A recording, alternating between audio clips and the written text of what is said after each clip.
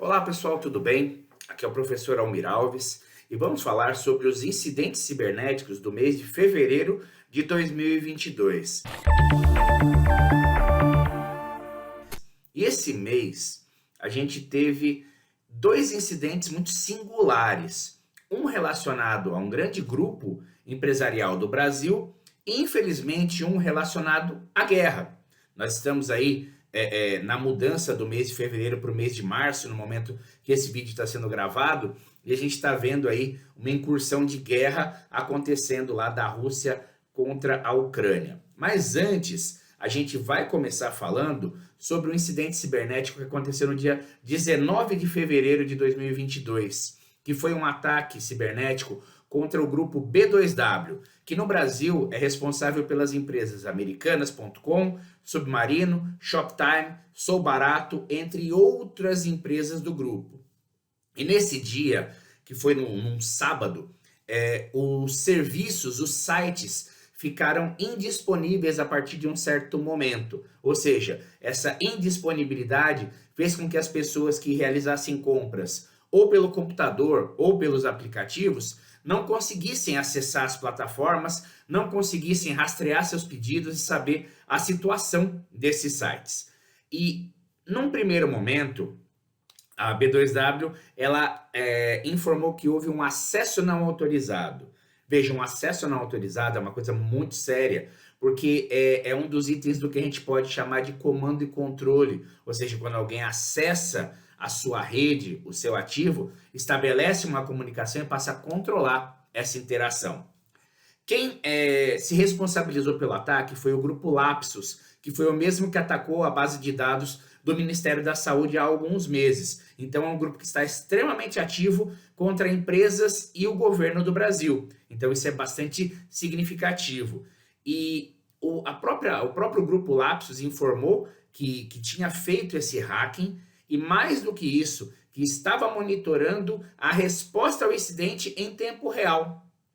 E uma das características desse ataque, a primeira característica que saltou aos olhos de quem acessava esse site pelo computador, era um redirecionamento, ou seja, houve um ataque de redirecionamento de DNS. Então, quando a pessoa acessava, por exemplo, o site da Americanas, ele era automaticamente redirecionado para um site de conteúdo adulto, pornográfico. E isso mancha demais a imagem da empresa. Então, em linhas gerais, essa foi a característica do ataque. A empresa não deu detalhes, então a gente não sabe exatamente se o banco de dados foi afetado, se houve algum tipo de ransomware ou alguma coisa do gênero. Mas quando esse vídeo está sendo gravado, os sites e os serviços já foram restabelecidos. Então, a empresa conseguiu tecnicamente reverter esse problema, o que já denota aí uma maturidade da área de segurança cibernética. Falando aí sobre as consequências, a gente teve uma notificação do Procon, que notificou a B2W para dar explicações, para saber quando que o problema foi constatado, qual era a previsão para regularização, quais as providências e procedimentos relativos aos protocolos de segurança que deveriam ser implementados e quais as medidas que efetivamente foram tomadas para mitigar possíveis danos relacionados a esse ataque que foi noticiado, que foi divulgado pela própria empresa. Também importante salientar que essa notificação pediu quais os tipos de transações e operações que foram comprometidas, quais os impactos para o consumidor, se o ataque afetou ou não o banco de dados da empresa e que tipo de informações foram afetadas, ou seja, uma notificação bastante detalhada. Agora, um outro item importante é que, como podem ter vazado os dados pessoais, dados de clientes, isso tem relação direta com o artigo 46 da Lei Geral de Proteção de Dados, LGPD, que informa que a companhia também deve informar e comprovar que adota medidas de segurança, técnicas e administrativas para proteger dados pessoais e acessos não autorizados, e situações acidentais ou ilícitas de destruições de dados, perda, alteração, comunicação ou qualquer forma de tratamento inadequado ou ilícito. Então, veja, esse ataque pode ter consequências para a empresa, para a B2W, referentes à LGPD. Então, a Agência Nacional de Proteção de Dados também deve fazer alguma comunicação, deve pedir explicações e possivelmente vai enquadrá-la nesse artigo 46. E aí vamos ver qual vai ser a resposta da empresa e qual a possível sanção ou multa que pode ser aplicada para essa empresa. E a gente teve um evento, infelizmente de guerra, no final do mês de fevereiro, no dia 24/2, em que houve a invasão da Ucrânia pela Rússia.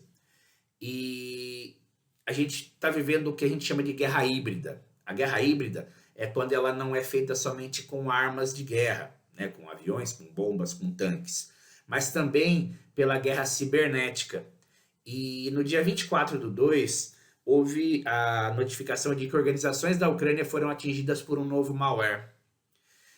E no mesmo dia, né, em que a Rússia informou que faria a invasão, esse malware começou a atacar empresas ucranianas, sites do governo, Ministério das Relações Exteriores, tudo isso ficou fora do ar. E essa notificação ela foi bastante divulgada entre os grupos hackers do mundo.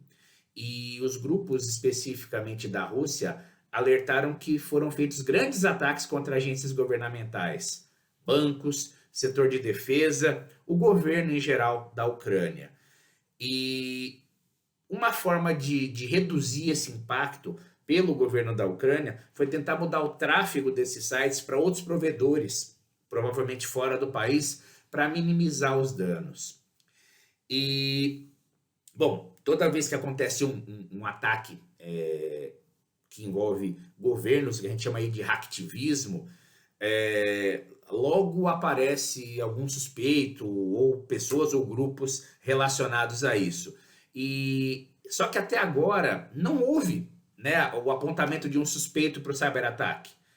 Só que isso foi muito próximo, né, da data do início da invasão. Então é muito provável que tenha uma relação direta entre o início da guerra e esse movimento de hacktivismo contra a Ucrânia.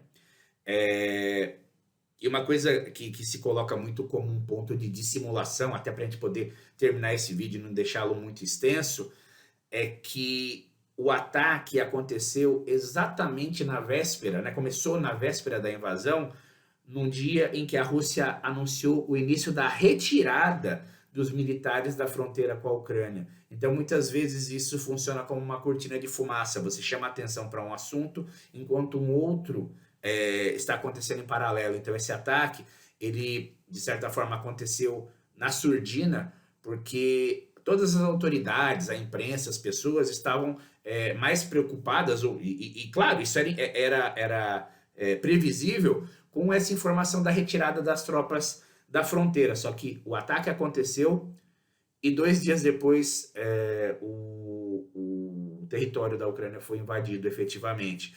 Então a gente está vivenciando um período da chamada guerra híbrida, em que talvez as armas de guerra não sejam as responsáveis pelas maiores consequências, e sim a indisponibilização de serviços essenciais para a população por meio de cyberataques. Bom, eu vou finalizando esse vídeo, espero que vocês gostem do conteúdo e nos vemos aí na gravação do próximo vídeo do Incidente do Mês. Um forte abraço do professor Almir.